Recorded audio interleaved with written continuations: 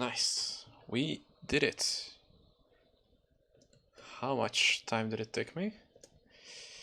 5 hours, 32 minutes. I had like an hour of AFK time when I was making food and stuff. This is 4.5 hour campaign time. That might just be my fastest ever campaign. Ever. Character is through the campaign officially. So, hey guys, GameFriend here back with another Path of Exile video, and this time I wanted to talk about the new build that I'm making. That's why you saw me level a character through the campaign.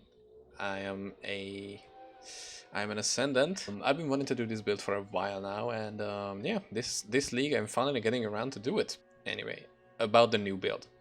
Now, it's going to be a cast 1 damage taken ward loop Ascendant. First, let me just go through the mechanic. The mechanic is, in Expedition League, we got the new defense mechanic as ward. It's a single time use shield technically against one hit. It doesn't matter how much ward you have, you take that one hit, it's gonna reduce by how much ward you have, and then it's off.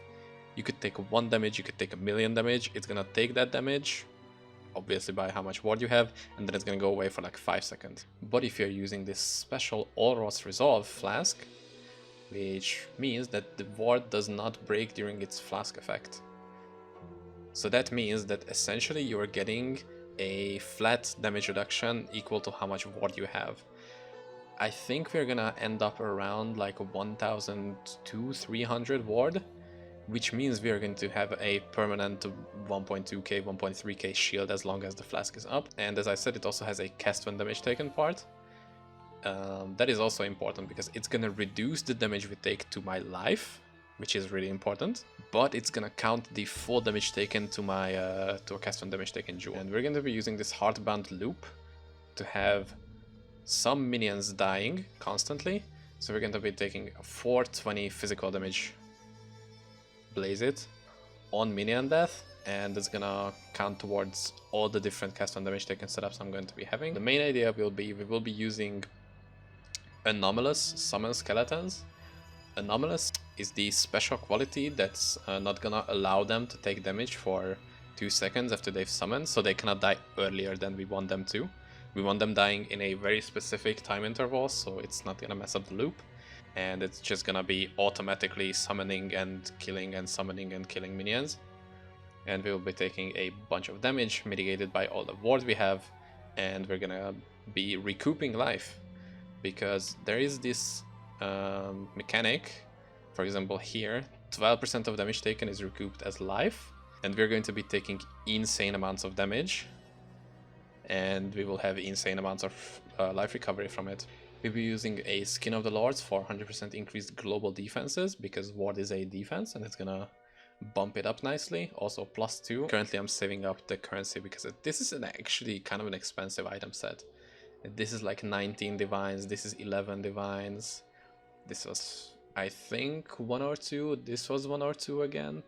This was 2 divines. This was, I think, 1. This cost me nothing. This cost me like 20 C. These jewels were like 2, 3, 4 divines each. This was 1 divine. And I still have to buy a lot of stuff. And I will be using some stuff from my other character.